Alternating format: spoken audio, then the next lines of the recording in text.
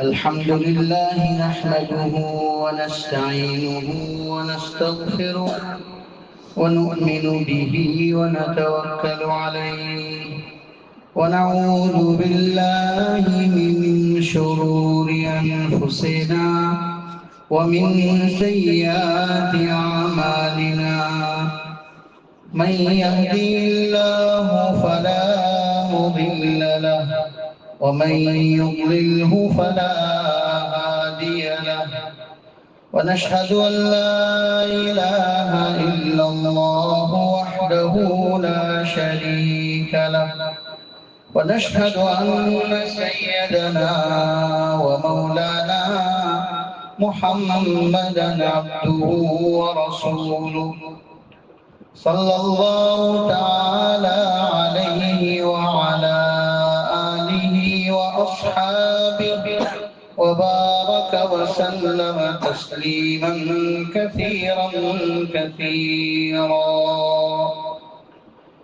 أما بعد فعن أبي هريرة رضي الله تعالى عنه قال سئل النبي صلى الله تعالى عليه وسلم أي العمل أفضل؟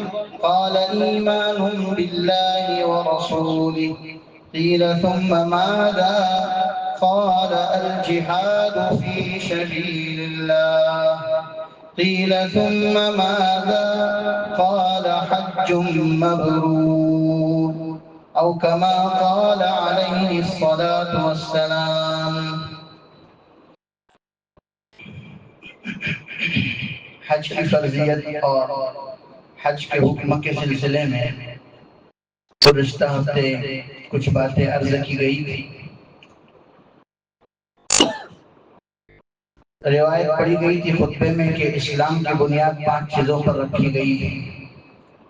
ایک تو اللہ تعالیٰ کی وحدانیت کی گواہی دینا اور محمد صلی اللہ علیہ وسلم کی رسالت کی گواہی دینا.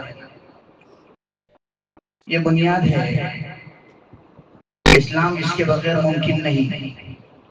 ایمان کا تعلق، اسلام کا تعلق اللہ تعالیٰ کی وحدانیت کی گواہی دینے اور حضرت محمد صلی اللہ علیہ وسلم کی رسالت کی گواہی دینے پر موقوف ہے. تو یہ بنیادی رکن ہے. ایک گھر جس کی بنیاد 4 کونوں پر ہوتی ہے اور بیچ میں جس چیز پر گھر کھڑا ہوتا ہے وہ ہے ایمان. اور 4 جو کونے ہوتے ہیں وہ کونے ہیں ایمان کے ساتھ ساتھ نماز، روزہ، زکوٰۃ اور حج. تو حج کے بغیر اسلام کی عمارت پوری نہیں ہو سکتی. حضرت ابو ہریرہ رضی اللہ تعالیٰ عنہ فرماتے ہیں نبی کریم صلی اللہ تعالیٰ علیہ وسلم نے ہمیں ایک دن خطبہ دیا تو آپ نے ارشاد فرمایا کہ لوگوں، اللہ تعالیٰ نے تم پر حج فرض کیا ہے لہذا تم حج کرو. ایک آدمی نے پوچھا اللہ کے رسول ہر سال حج کرنا چاہیے کیا؟ اس سال کریں گے خالی پورا ہو جائے. آپ نے کچھ جواب نہیں دیا. اس شخص نے دوبارہ پوچھا حضور ہم کو حج کرنے کا آپ حکم دے رہے ہیں، ہم کو ہر سال حج کرنا ہے کیا اسی سال؟ آپ نے پھر جواب نہیں دیا. تیسری مرتبہ انہوں نے سوال کیا ہر سال حج کرنا ہے یا صرف اسی سال کرنا ہے؟ نبی کریم صلی اللہ تعالیٰ علیہ وسلم نے جواب میں ارشاد فرمایا اگر میں ہاں کہوں تو ہر سال واجب ہو جائے گا.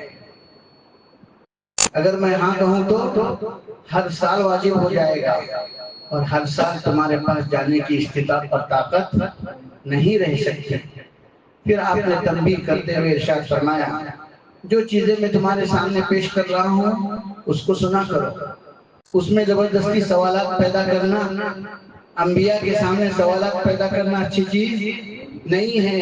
انبیاء کے سامنے سوالات کر کر کے انبیاء کو پریشان کرنا بعض اوقات امت کو پریشانی میں مبتلا کر سکتا ہے.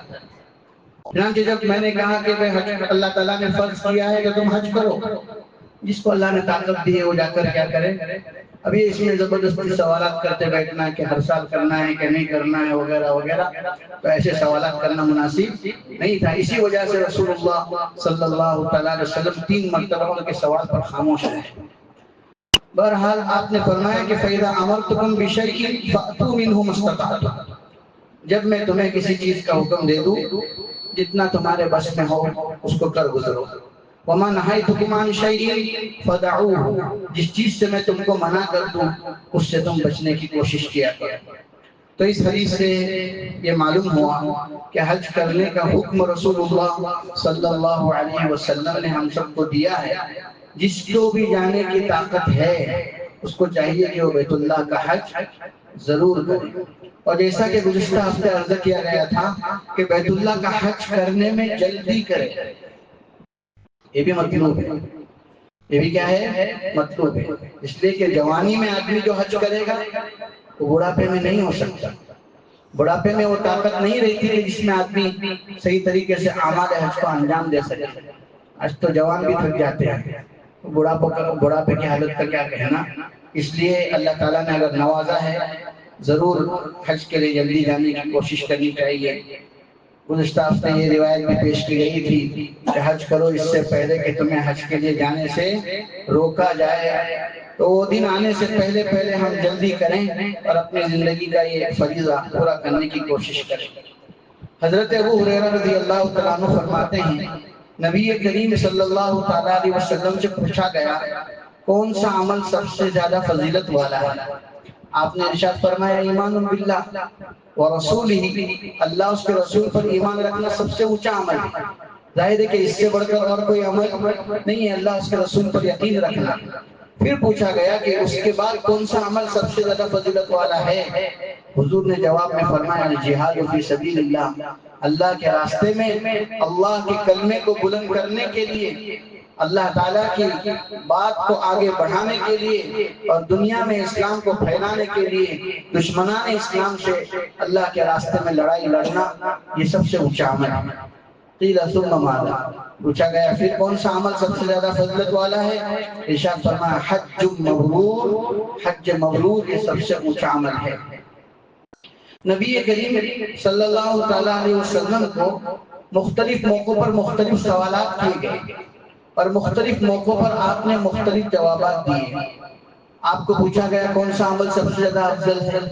آپ نے ابھی اس حدیث میں سنا کہ سب سے پہلے آپ نے اللہ اس کے رسول پر ایمان رکھنے کو بتلایا، دوسرے نمبر پر جہاد فی سبیل اللہ کو بتایا اور تیسرے نمبر پر حج مبرور بتایا۔ بعض روایت میں ہے کہ نبی علیہ السلام سے پوچھا گیا کون سا عمل سب سے زیادہ اچھا ہے، سب سے زیادہ فضیلت والا ہے؟ آپ نے ارشاد فرمایا الصلاۃ علی وقتہا، نماز کو اس کے وقت پر پڑھنا ادا کرنا، یہ کیا ہے؟ سب سے اونچا عمل ہے۔ اسی طریقے سے بعض موقعوں پر آپ نے فرمایا بر الوالدین، والدین کے ساتھ نیک سلوک کرنا، ان کی خدمت کرنا، ان کے ساتھ اچھا معاملہ کرنا، یہ بھی کیا ہے؟ افضل عمل ہے۔ تو موقع موقع کے حساب سے ہر عمل کی کیا بنتی ہے؟ فضیلت ہوتی ہے۔ جس عمل کا جب موقع ہوگا اس موقع کو سب سے زیادہ فضیلت والا قرار دیا گیا۔ اب جہاد میں جانے کا موقع ہے، اب آدمی اس کے لیے دنیا کی ضرورتوں کی وجہ سے پیچھے رہے، ظاہر ہے اس کے لیے جہاد کی سبیل اللہ دیگر تمام موقعوں سے کیا ہے؟ افضل ہے۔ کبھی والدین کی طبیعت بہت زیادہ خراب ہے، ان کی خدمت کے لیے کوئی بھی موجود نہیں ہے، جہاد کے لیے دوسرے جانے والے موجود ہیں لیکن اس شخص کے والدین کی خدمت کرنے کے لیے کوئی شخص موجود نہیں ہے، اللہ مالا اس کے بارے میں کہا جائے گا کہ اب اس کے لیے والدین کی خدمت کرنا ہی جہاد ہے۔ صحیح میں روایت ہے کہ والدین کے ساتھ ان کی خدمت کرنے کو بھی رسول اللہ صلی اللہ تعالی وسلم جہاد قرار دیا، فرمایا کہ تم اپنے ماں باپ کی خدمت کر کے ہی جہاد کرو۔ اجازت مانگی صحابی رسول نے کہ مجھے جہاد میں جانے کی اجازت دیجیے، اللہ کے رسول نے فرمایا والدین زندہ ہیں؟ کہنے لگے ہاں زندہ ہیں۔ بوڑھے والدین تھے، خدمت کے محتاج تھے، حضور نے فرمایا فجاہد فیہما، اپنے ماں باپ کے ساتھ ہی ان کی خدمت کر کے جہاد میں لگ جاؤ، یہی تمہارے لیے کیا ہے؟ اسی طریقے سے نماز کو اپنے وقت پر پڑھنا، ظاہر ہے اس سے بڑھ کر کون سا عمل ہو سکتا ہے؟ جب وقت آ گیا تو فوری طور پر نماز کو ادا کرنا یہ کیا ہے؟ اونچا عمل ہے، اب اس سے بڑھ کر کوئی اور عمل نہیں ہے۔ تو موقع موقع کے حساب سے عمل کی فضیلت میں کیا پڑتا ہے؟ فرق پڑتا ہے۔ بہرحال اس روایت میں یہ بتایا گیا کہ حج مبرور بھی بہت اونچا عمل ہے۔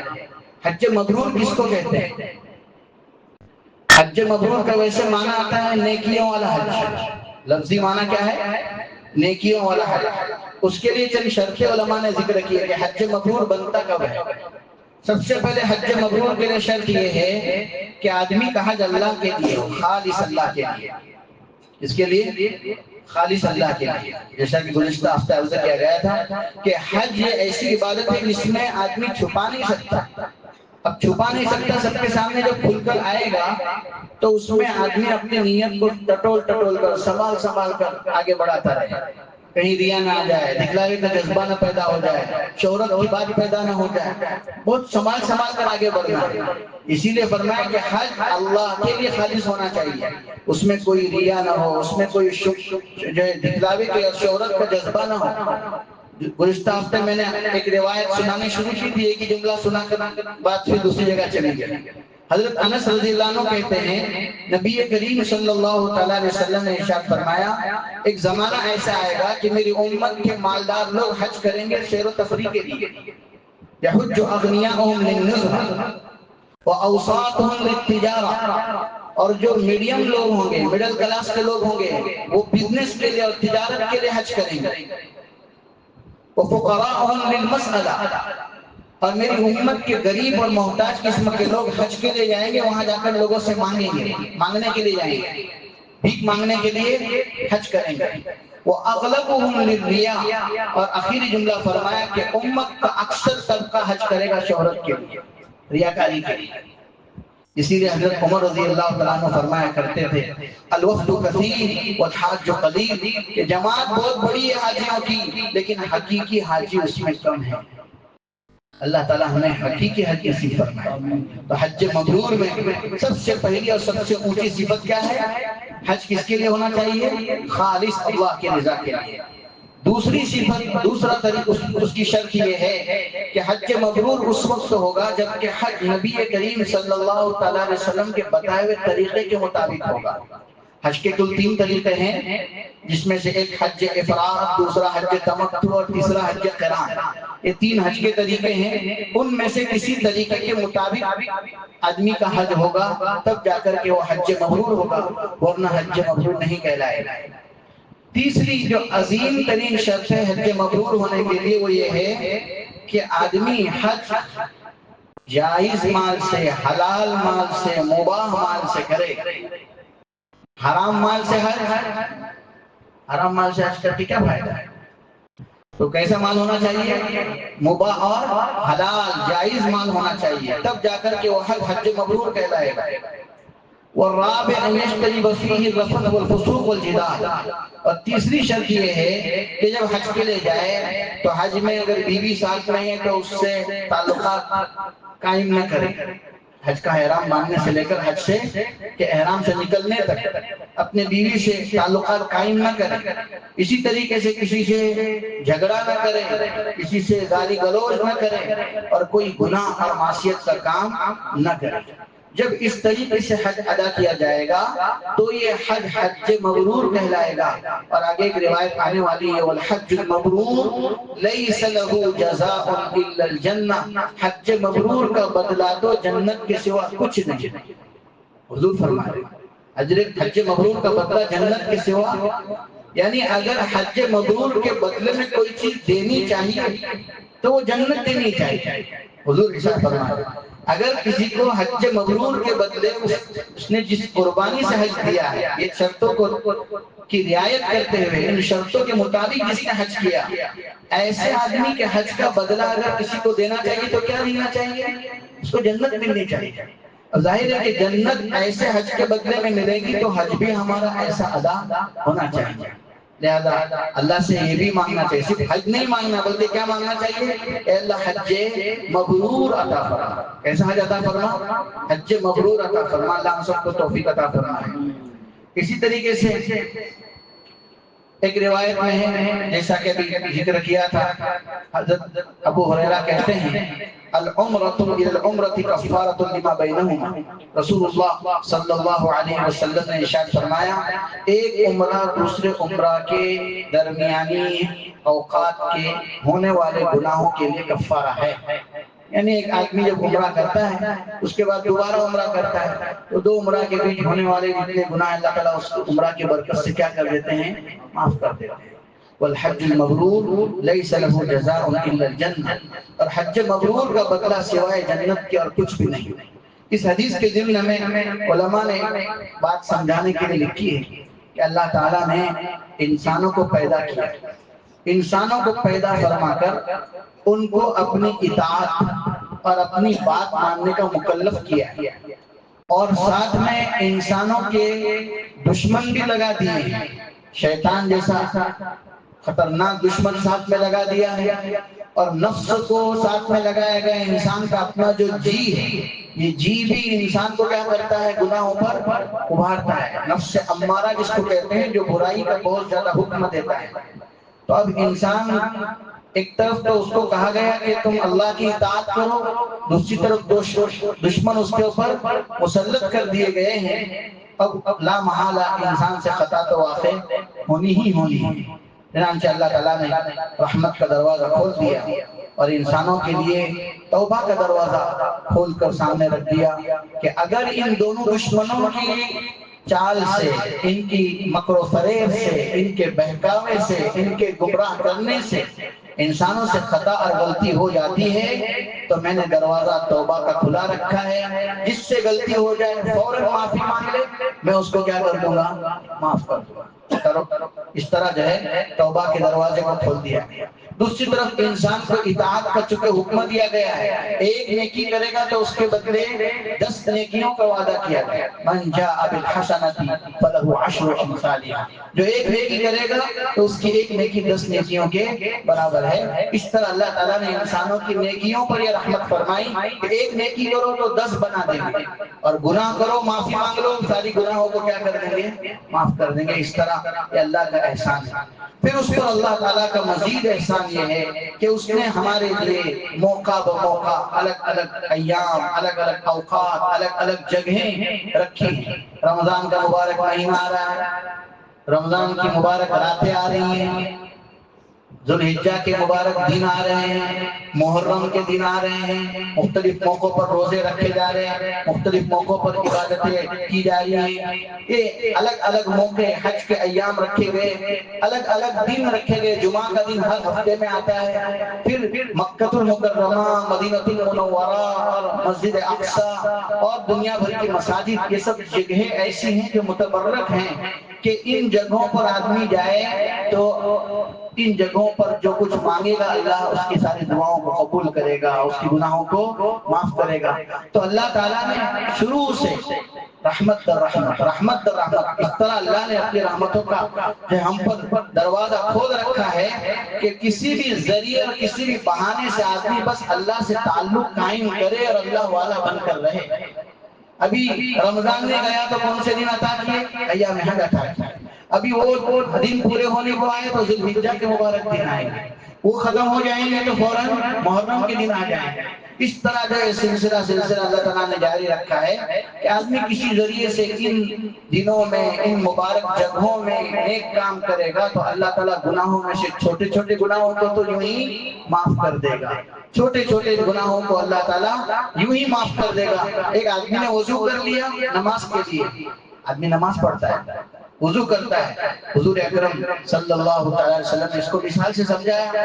صحابہ سے پوچھا ذرا بتاؤ ایک آدمی اگر دن بھر میں 5 مرتبہ غسل لے لے تو بتاؤ اس کے بدن پر کوئی میل باقی رہے گا؟ تو صحابہ نے عرض کیا کہ بالکل نہیں۔ ارشاد فرمایا کہ یہی مثال کس کی ہے؟ 5 وقت کی نماز پڑھنے والے کی ہے۔ جو آدمی صبح سے لے کر شام تک کی 5 وقت کی نماز پڑھے گا اس کے بدن پر کوئی بھی میل باقی گناہوں کا نہیں رہے گا۔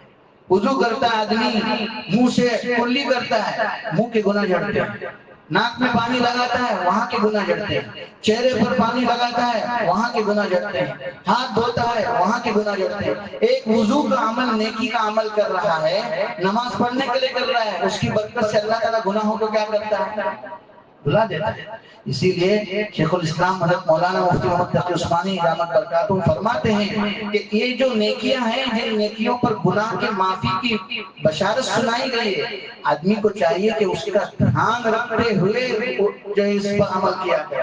یعنی وضو کرنے سے پہلے آدمی کو اس کا خیال رہے کہ میں ابھی وضو کر رہا ہوں، میرے اس وضو کی برکت سے سارے گناہ کیا ہو جائیں گے؟ معاف ہو جائیں گے۔ اللہ کی ذات سے اچھا گمان رکھتے ہوئے جب آدمی اس طرح وضو کرتا ہے تو اس کی برکت سے اس کے سارے گناہ معاف ہوں گے۔ نماز پڑھنے کے پہلے آدمی ارادہ کر لے کہ گناہ نماز پڑھ لوں گا، سارے گناہ کیا ہو جائیں گے؟ سبحان اللہ و بحمدہ، کتنا کلمہ ہے، معمولی سا کلمہ ہے۔ حضور فرماتے 100 مرتبہ کوئی آدمی اس کا ذکر کرے، سمندر کے جھاگ کے برابر گناہ ہوں گے، اللہ کیا کر دے گا؟ چھوٹی چھوٹی نیکیوں سے اللہ تعالیٰ سارے چھوٹے گناہوں کو کیا کر دیتا ہے؟ اب رہے بچے کون سے؟ کبیرہ گناہ، ان کے لیے کیا شرط ہے؟ توبہ شرط ہے۔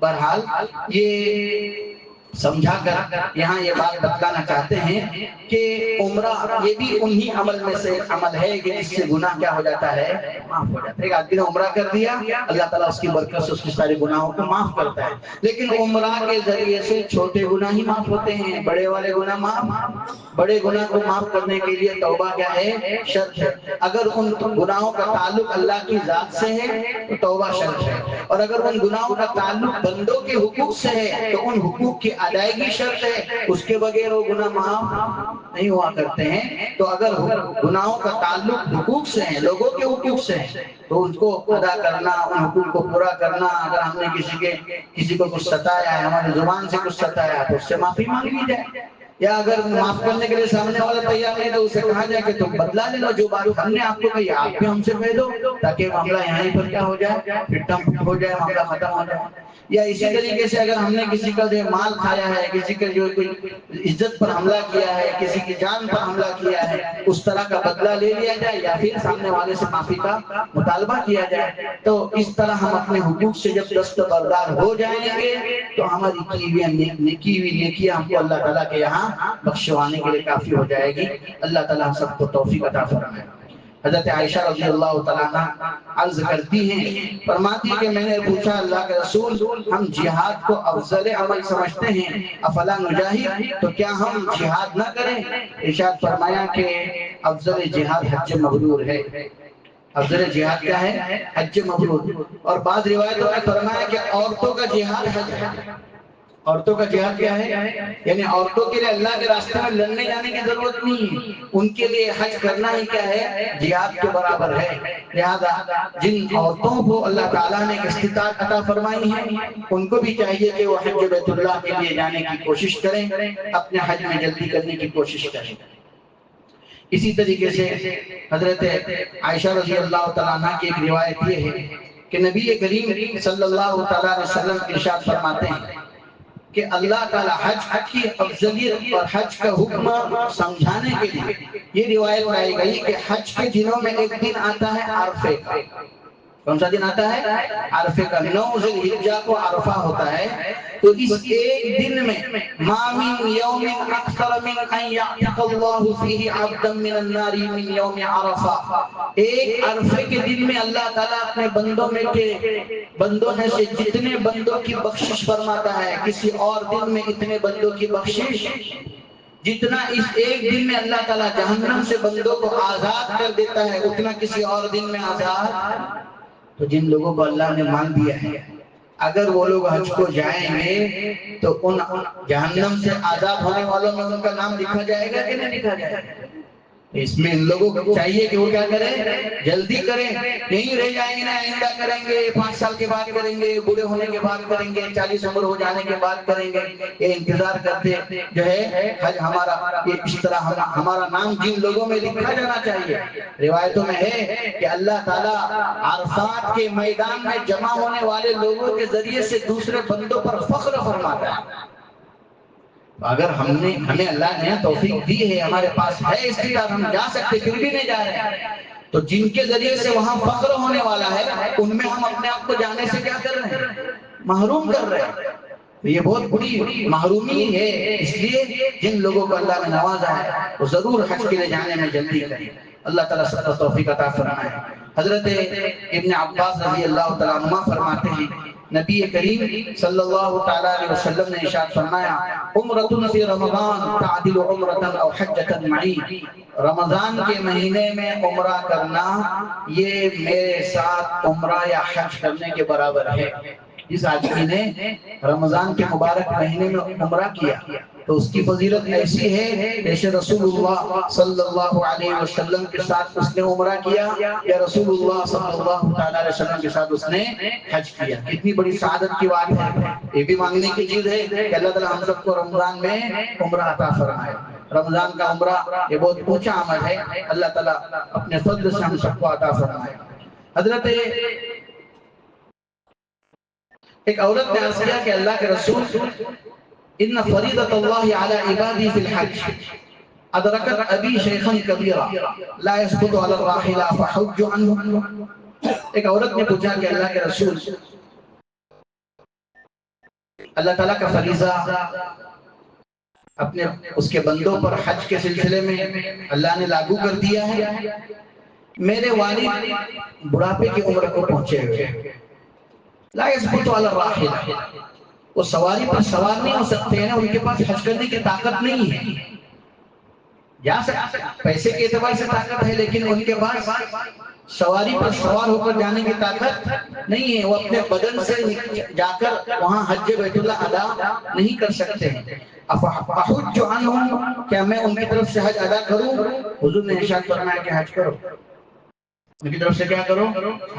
معلوم ہوا کہ اگر ہمارے والدین ہمارے رشتہ دار ہمارے بڑے بوڑھے اللہ تعالیٰ نے اگر ان کو حج کی توفیق اس طرح عطا فرمائی کہ ان کے پاس مال تو ہے لیکن جانی اعتبار سے وہ وہاں پر جا کر حج کو ادا نہیں کر سکتے یعنی بدن سے جانے کی استطاعت نہیں ہے مال کی استطاعت موجود ہے تو ایسے لوگوں پر علماء نے لکھا ہے فرض ہے کہ وہ اپنے کسی بھی گھر کے فرد کو حج کے لیے اپنی طرف سے کیا کریں تاکہ وہ ان کا حج بدل ادا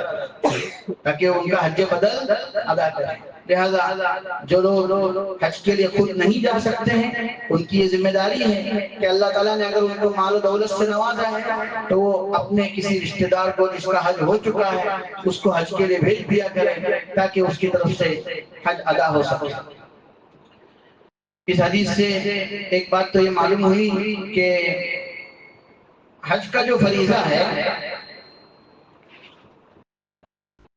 وہ آدمی کے اوپر ہر حال میں باقی رہتا ہے.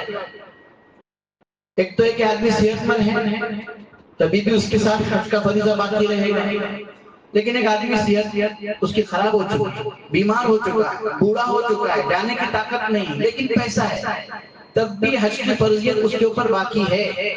وہ چاہے تو خود جائے یا تو پھر کسی کو بھیج دے. اسی حال میں دنیا سے چلا گیا تو دنیا سے جانے کے بعد اس کے مال میں سے حج کرنا ضروری ہے. اس کے مال میں سے عام طور پر لوگ یہ سمجھتے ہیں کہ کوئی آدمی انتقال ہو گیا تو سیدھا اس کا جب تجہیز و تکفین ہو گئی اب سیدھی تقسیم میراث سیدھی تقسیم ہے. مرنے کے بعد مرنے والے کی سیدھی تقسیم میراث نہیں ہوتی ہے بلکہ مرنے والا جب مر جاتا ہے تو سب سے پہلے اس کے مرنے کا جو تجہیز و تکفین کا خرچہ ہوتا ہے وہ اس کے مال سے دیا جائے گا. کسی نے اپنی طرف سے وارث میں سے دیا ہو اچھی بات ہے لیکن نہیں دیا تو کہاں سے دیا جائے گا؟ اس نے جو مال چھوڑا ہے اس میں سے دیا جائے گا. اسی طریقے سے اس کی اپنی ذات سے متعلق جتنے حقوق ہیں جو کسی سے اس نے لے کے رکھے ہیں وہ سارے حقوق ادا کیے جائیں گے.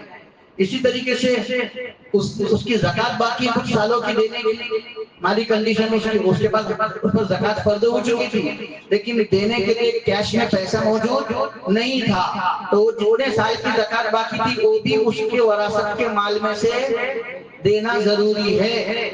اس کے اوپر زندگی میں حج فرض ہوا تھا اس نے حج ادا نہیں کیا اسی حالت میں دنیا سے گیا اس کے وراثت کے مال سے حج ادا کرنا ضروری ہے. سارے مرحلے پورے ہونے کے بعد دیکھیں گے کہ وصیت کیا ہے کہ نہیں کیا ہے تو جو مال بچا ہے زکوٰۃ دیے حج کیے حقوق والوں کے حق دے دیے قرضے ادا کیے سب ہونے کے بعد جو بچا ہے اب دیکھیں گے کہ کچھ اس نے وصیت کیا ہے کہ نہیں کیا ہے تو یہاں وصیت کیا ہے جو بچا ہوا مال ہے اس کے 1/3 میں وصیت پوری کریں گے. اب جو لاسٹ میں بچ گیا اس کو شریعت کے ضابطوں کے مطابق جس کا حصہ جو متعین ہے اس کے مطابق اس مال کو کیا کیا جائے گا وارثوں میں تقسیم کیا جائے گا. یہ اصل ترتیب ہے وراثت کے مال کو تقسیم کرنے کی. لہذا اگر اس کے خلاف ورزی کرتے ہوئے کسی پر زکوٰۃ باقی تھی، کسی کا حج باقی تھا اور وارثوں نے پہلے ہی واٹ اپ کر کے سارا پیسہ لے لیا، تو بتائیے زکوٰۃ حج سب میرے پیٹ میں آگ بن رہا ہے. اس کی جو زکوٰۃ باقی تھی، اس کا جو حج باقی تھا، اس کا جو قرضہ باقی تھا، وہ سب میرے پیٹ میں جا کر کیا بنے گا؟ میرے لیے بھی آگ بن جائے گا. وہ میرے لیے وبال بننے والا ہے اگر میں وارث بن کر وہ مان لے رہا. اس لیے یہ بہت ضروری ہے کہ جو آدمی انتقال ہو رہا ہے یہ دیکھنا ہے کہ اس کی زندگی میں اس کے پاس جو مال تھا، اس مال سے اس پر حج فرض ہوا تھا یا نہیں ہوا تھا. اگر حج فرض ہوا تھا تو اس کے لیے یہ دیکھنا ضروری ہے کہ کیش ہونا چاہیے. پراپرٹی بھی ہے اتنی کہ جس سے حج ہو سکتا ہے، پراپرٹی بھی اتنی ہے کہ جس سے حج ہو سکتا ہے، تو ایسے آدمی کا بھی حج ہوگا. لہذا اس کا مال بانٹنے سے پہلے حج کرنا اس کی طرف سے ضروری ہے. اللہ تعالیٰ اس مسئلے کی صحیح سمجھ عطا فرمائے. تو بہرحال اس طرح جو ہے وراثت کی تقسیم سے پہلے حج کی فرضیت کو دیکھنا بھی ضروری ہے. اللہ تعالیٰ ہم سب کو حج بیت اللہ کی سعادت نصیب فرمائے، بار بار وہاں کا جانا نصیب فرمائے. وآخر دعوانا الحمدللہ رب العالمین.